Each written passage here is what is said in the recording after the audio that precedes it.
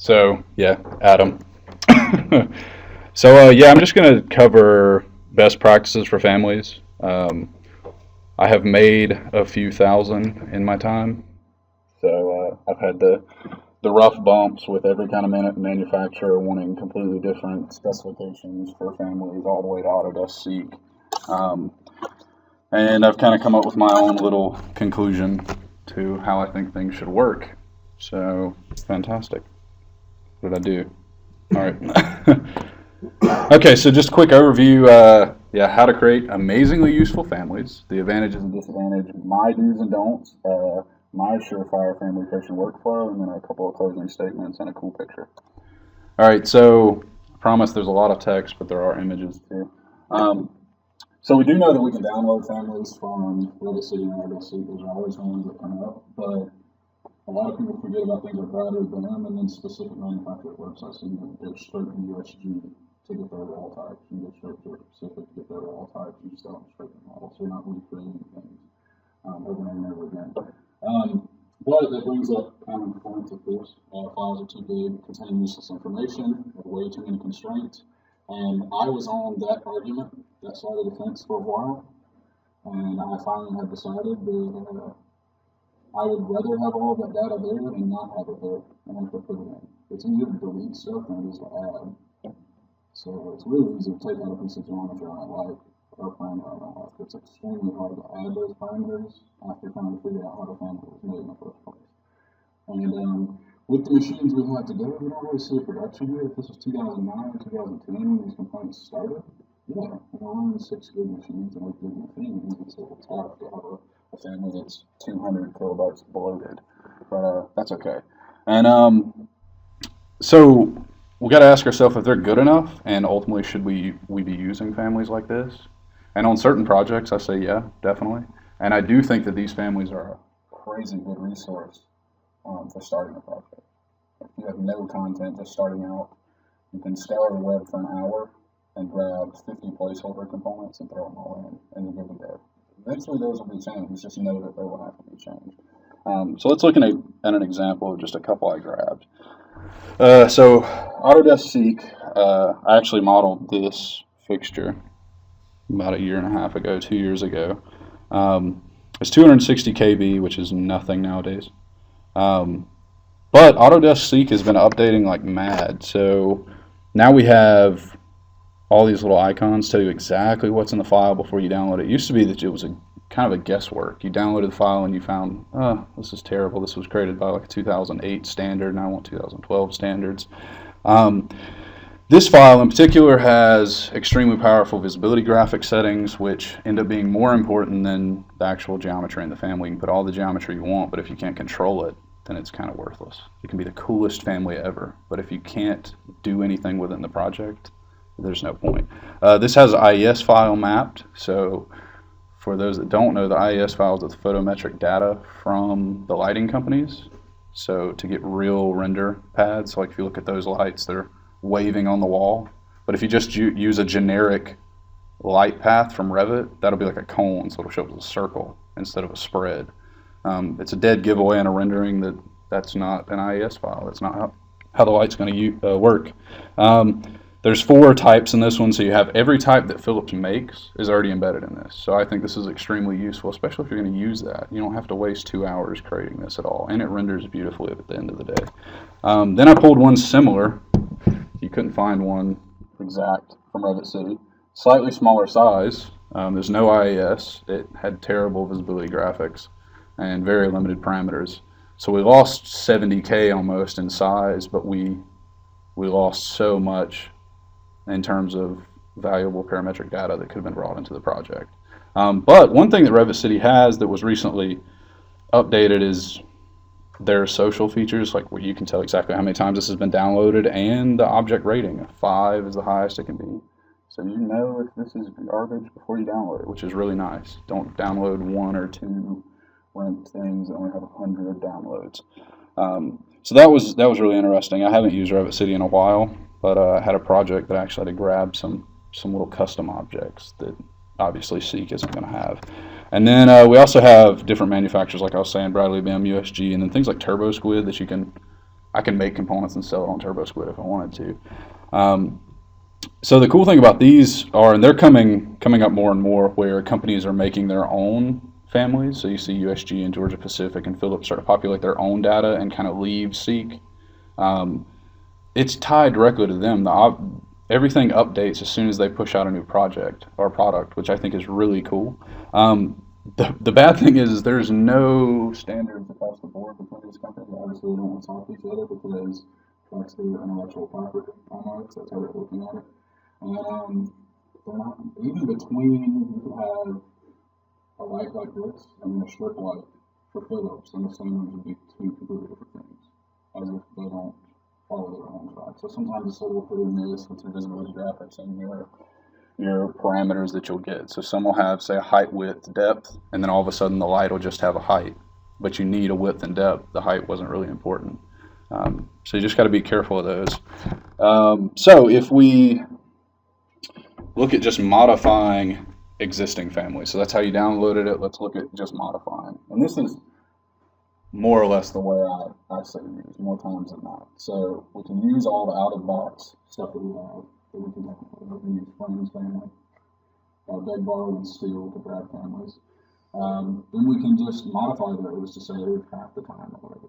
The thing you have to worry about then is making sure that that person was sane that modeled it in the first place, and didn't just tie and lock everything to every reference point in the model, and there's 50 of those, and it doesn't work right. The most cryptic ones, if you've ever opened a structural family, they use the calculation numbers for the parameters like D over B, alpha, omega. And if you're using it in an ARC file, you have to know how structural is calculated in order to understand which way like a beam is going to change. It's not just height, width, depth like we're used to talking about in architecture. That can get a little squirrely too, because then what does omega do? Omega like changes it in 3 different places, but you didn't know you were doing that, or alpha does. So one little quick example I did was just a door. So that's the box shows a door, but I just added a handle real quick, a porthole, and then get a bunch of these, right? And a bunch of constraints, not that as problem. But you know all the models really just go moving, and then it's not later. It's nothing really about the worst of practice. It doesn't work. It took 5 minutes and increased it 24K, which is nothing. And I didn't have to redo this whole door. So to redo that whole door would have been 15 minutes. I spent 5 minutes. And if you're doing hundreds of these throughout the week, the time adds up. And most of the time we're stuck at like an intern does it sometimes, or the BIM manager is doing it. Neither of which should really, in my opinion, be touching it. It should be the people actively in the project. The BIM manager's got way too many things he's supposed to be doing or she's supposed to be doing. And all this stuff remained parametric, so I had to make sure. It took me 30 seconds to model the geometry, but the hardest way ends up being creating it from scratch. So you can't download everything, obviously. If we were going to download it from scratch, here's my opinion of what you should do. So you have a wealth of RFAs, but I only think a few are actually worth anything. If it needs to be hosted, obviously use the correct host. Wall, ceiling, floor, whatever, face. Lights, always use the light fixture templates, because then you actually have the IES file ready to be populated. Otherwise, you end up having to nest that IES, and that creates a whole other problem, because then you're nesting objects that didn't need to be nested. Everything else, I start with a generic model. Just generic nothing, and then after I finish, I transform it. But they can't be changed into the other ones. Like, you can't make a generic model all of a sudden a face-based. I mean, a wall hosted or a ceiling hosted, it won't do that. So you have to be careful with which ones you do, but more times than not, I start with generic models, especially furniture and stuff. That's the easiest thing. And then I always start small and work my way up. So start with a base level of knowledge, and then we'll start building from the roof down. I'll start families from the roof down. I'll start with nice foundation. Make sure they're working across the entire project. That's going to be a limited amount of time in the beginning, and then I'll slowly scale that up as the project's scaling up. So you're not putting a ton of effort in the very beginning. All right, and then it's easier said than done, I guess, but build with some sort of inherent future flexibility. Don't make your family where it's only going to be one thing ever. If you know that that marker board could be multiple size marker boards, why would you ever tie it into just being that marker board? Because you're just going to have to make it multiple other marker boards later. And then I always tell people, don't stress out, because the worst that can happen is it doesn't work, and then you learned more in the process of it not working than you would have if you did it right from the very beginning. You learn more and you mess up than when you succeed. So this is a project I just finished. It was an as-built in Portland. Never done a historic building before. This was 2 weeks of work. It's 50,000 square foot. It's all mechanical, all the plumbing, and all the electrical, all the architecture, all the structure. And it was one of those families that one off. And this is where people would argue with me mostly, because these are 1,000 KVAs. Those are huge 20-foot elevators, huge 20-foot elevators, they're very historic things. But there's no better way to do it. You wouldn't model that in place. You wouldn't try to nest a bunch of components together to try to make the process seem like it's smaller. And at the end of the day, the performance was negligible. You really noticed the 1,000 there's not enough of them. And even if you started to array these, I could array those 1,000 deep and still move around the bottle as if I didn't array 1,000 deep. So those were created from scratch, and that's about 2 hours for the window, 2 hours for the door. Everything's mapped. It does have some flexibility in case somebody wanted to come in and change. Say the height was wrong, and I put the height in wrong, and they said, actually, it's 20 foot and 1 inch, and we want 20 foot and 1 inch. It still flexes and maintains its proportions properly. But everything in that building is basically one-off. The only thing, if anybody knows Paul Alvin, there's seen some of his column work he's doing. Type in Paul Alvin Corinthian columns. He made a fully parametric Corinthian column. One of the single most beautiful families I've ever seen. Fully parametric always works, but it's gigantic. But the columns look real when you finish it. It's perfect. And the little florets or whatever at the top, that's an impossible shape to make because it's bending like circular and flattening out as it's wiggling. He just got finished talking at MIT about how to create historical architecture in a modern day software. So that was last week, I think. But it's so cool to see some of the stuff. He does have a few videos actually. I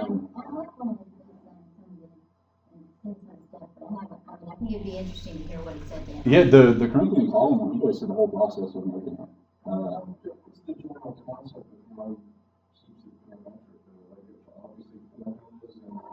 Okay, yeah. So the cool thing he does is columns are all based on a proportion system. They're all proportional against times everything. So he sets up this grid around the really complex parts.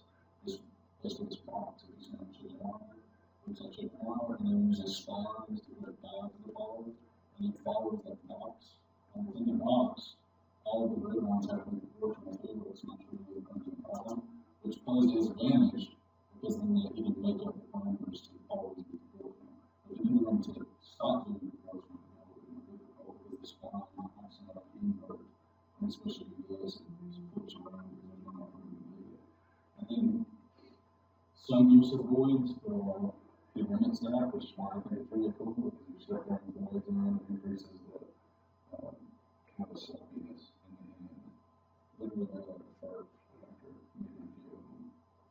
The voids after working on the side. But it's super cool. I don't know if it's on YouTube, but I know he has public videos that come down through about 10 minutes, and he has another 10-minute one where he had like an issue in the first one, and he stopped the video, and then not redid it, started where the issue left off and told you how to fix it. But it's a little mind-boggling seeing all the grids. He probably has 64 different reference lines to do like one flute, like one little leaf, and there's 3 layers of leaves, like 8, 6, 4. So just to do one, he has 64 lines. Wow. Patience, I guess. That's what he gets. He gets the award for it. Some quick advantages and disadvantages of downloaded. Obviously, there's tons everywhere. Saves us time. Great for placeholders. Right when you start the project. And then my favorite thing is that manufacturer's content can be found. If I know I want this chair and this manufacturer has this chair, I can schedule that chair and send that to them and say we need that many chairs. It's no thinking on my part. You do have to watch out for bloat, and some of the parameters inhibit your workflow. They don't actually help you. So I'll talk about how to fix some of that later.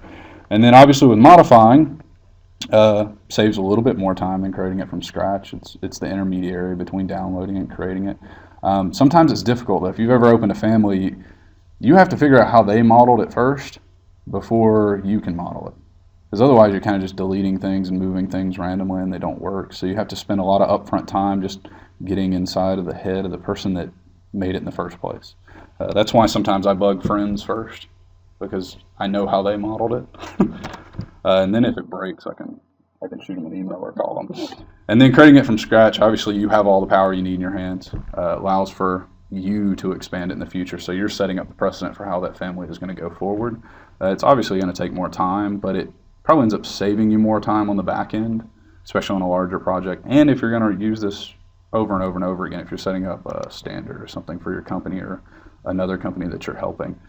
You can go overboard. I've done this a lot where I add way too many things thinking that I'm going to need stuff, and then it ends up being that we rationalize it at the end and end up using less of, say, a window than I thought. So I didn't need to make 40 types. I only needed 4.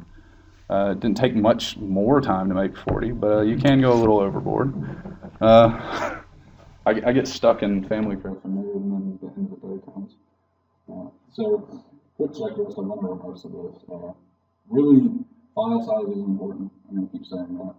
But file size can determine whether or not the family was modeled inaccurately. If I were to throw one of those historic doors up on Revit City, probably no one would download it because it's over 100K. And we've kind of gotten into the range at this point that 200K to 300K is all we need. But I don't think so. I think as long as it does what you need to do and it does it elegantly and it does it well, then that's the best solution. Don't spend time trying to make the file size smaller when you actually need it exactly how you have it modeled now. Use visibility settings. Instead, just like Jeremy was mapping visibility parameters, do the same thing with all the geometry and you'll be okay. Modifying families, I just tell people plan for the updates. The family's never in its final state with anything. You're never going to say that's done, because a new version is going to come out, something cooler is going to happen, more visibility settings are going to happen. You're going to have to change it, so don't treat it as if it's the end goal. Always treat it as if it's a work in progress. And then don't over modify, just like don't go overboard with the first one. And then creating from scratch is the one I'm still on a little bit longer. So I like to sit down and create all the necessary parameters on a good old-fashioned pen and paper first. I do little sketches before I ever jump on the computer. I get in plenty of arguments about that.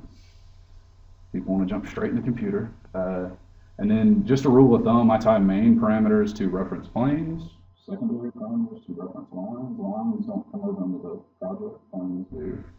So if you need left, right, top, bottom, middle, planes will come into the project. The lines won't. And then do, of course, set coarse, medium, and fine. That's basically the same thing that Jeremy was doing with visible and not visible. And then don't mix excessive amounts of families. Those are what shoot your file size and your productivity way up. This one is another argument point. These are the flag standards that people still have sitting around the office. I have that rocking chair that was a block and tab, and I just throw it into the generic family copy paste. It's EWG, spin it out for the project. That's actually twice the size in most cases of just doing the line work quickly in 1 minute by yourself. So if you're trying to save 1 minute but hurt your performance later by copying 1,000 of those chairs over the place, then you're working yourself at that point. Don't over constrain. There was a shirt that went around a few years back that said that pros know how to use the lock tool and noobs don't. I think Paul Albin was one of those people that was trying to sell those shirts at one point, and we've switched that. Pros know how to use the unlock tool because everything doesn't need to be locked all the time. So we've switched that in the past 3 years for some reason. I always thought the lock tool was everybody locks. You just hit the lock all over the place, and then you end up having an over-constrained model that breaks when you put it in the project. Luckily, Revit's gotten a little bit more intelligent with knowing when it's over-constrained. It will tell you. It used to not. You just throw it in the project, and all of a sudden a square is turned into a diamond, and you have no idea what's happened when you try to flex some of the parameters. Again, don't go overboard. And then here's my surefire family creation workflow. This is what I use every time I create a family, a group of families. Every time I go into a firm and help people create families, we start by writing the families that are needed down at the very beginning of the project. We think we're going to need 2 different types of office chairs. We're going to get super specific, just so desk chair, conference chair, something like that. Desk chair, static chair, whatever it is. Scour the web really quick. I normally split up to 4 or 5 people and say, well, what do we have? Take inventory of that really quick, write it all down, get it back to them, let's talk about it. Yeah, I'd say bug associates, because those end up being the better families. That's just like downloading from the web. And then create a production list of what needs to be changed, updated, or added. So I look at this as a process. You're not just creating this chair, you're creating this chair to be whatever it needs to be in another project as well. So write that down. If this chair needs to have certain visibility settings by the end of the project, and you know it up front, write them down now. There's no point trying to throw them in on that week crunch at the end of the project. If you do a lot of front loading with family creating, you'll end up saying, oh, that was easy. At the end of the project, oh, we just go and turn this off on the family. We've already planned for that. People think you're really smart all this time. You start your production, and then always at the end of production is the most important thing. We go back and scrape that model and see what we can keep, what we learned from it. Most importantly, what can we update for the next project, or the next time we use it, and high performance issues are a big one. So if we know that something isn't showing up right, and we're constantly having problems with certain data, then we'll obviously mark it down and fix it. And you'll have little fixes as the project goes, but then you do an overhaul at the end, just to make sure. And you start over the next project. By the end of a year or two, you'll have a really good set of really awesome families that you can use internally. Anytime an intern or a new guy comes in, you just say, there's where we store everything. Don't save over them. If you need to make any tweaks, obviously write it down, the tweaks you made, store that locally for now. And if we end up using that for production later, we'll put it back in the main folder for production. All right, so closing statements and a cool picture. Spending time up front will save in the end, always. I will still argue till the end of days about this. The more time you spend up front, the more time you save in the end. Like I said, know that the model is going to be updated. It's not at its end goal when you first create it. You build for future projects and current needs at the same time. Don't be afraid to break things. It's the only way you learn. And then most importantly, I always choose data and flexibility over file size. I can't say that enough. I'm achieving fast enough. To get extra 4 gigs of RAM is way cheaper than paying somebody 60 extra hours of production to make 50 different types of the same thing, so the file size is 200K. I had a job where everything had to be 200 to 250K. And you have no reason behind it. Just everything has to be 200 to 250K. And we've done so many tests that show that it doesn't matter if it's 300K or 400K. It doesn't really affect it. Reddit's smart enough to handle the identical instances of that thing. So let it handle it. That's what it's there for. And then, so this is a family I know that I made a couple weeks ago.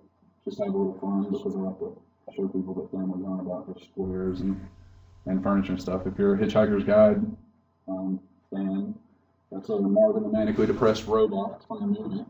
So that took a day. And sometimes we get wound up.